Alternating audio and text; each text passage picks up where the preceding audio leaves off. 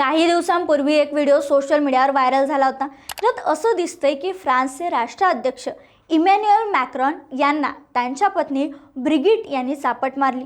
हा व्हिडिओ चर्चेत असतानाच ब्रिगिट मॅक्रॉन यांच्यावर अजून एक गंभीर आरोप झालाय।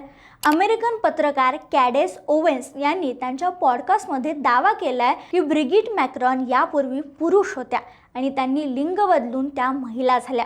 त्यांचं मूळ नाव होतं जीन मिशेल ट्रोकनेक्स। 2019 मध्येच फ्रेंच यूट्यूबर अमालीन रॉय आणि पत्रकार नताशा रे यांनी 4 तासांचा एक व्हिडिओ करून याच्याबद्दल सांगितलं होतं।